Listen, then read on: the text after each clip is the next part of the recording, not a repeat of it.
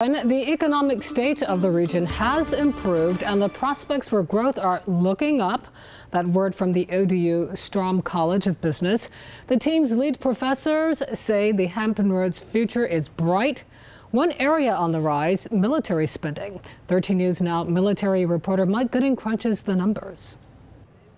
Military spending is up in Hampton Roads. According to the new State of the Region report from Old Dominion University, direct DoD spending in Hampton Roads was at $20 billion last year. This year, it's up to $21.5 billion. It's a foundation of our economy. The ODU economic forecasting team presented their findings today to the Hampton Roads Chamber.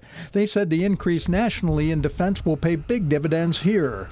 The professors said it's likely that about $3 billion of the increase in national defense spending in FY28 will occur over time in Hampton Roads, with a good portion of those dollars going to shipbuilding here. Things are actually improving.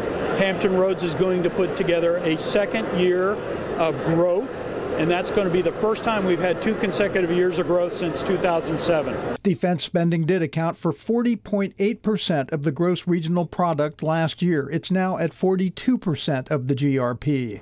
But all this good fortune does raise a question. Is the Hampton Roads economy too reliant upon the Pentagon? We are dependent, but it's an asset. We need to build on it, and we need to build other industries which are incremental to this business. But we certainly need to expand the private sector. Overall, the report suggests that Hampton Roads has mostly recovered from the Great Recession. The number of jobs has surpassed pre-recession levels, but job creation still lags behind other areas of Virginia and the Mid-Atlantic. Wages have yet to rise significantly, and people continue to move away. We have a link to the complete report on our website, 13newsnow.com. Mike Gooding, 13 News Now.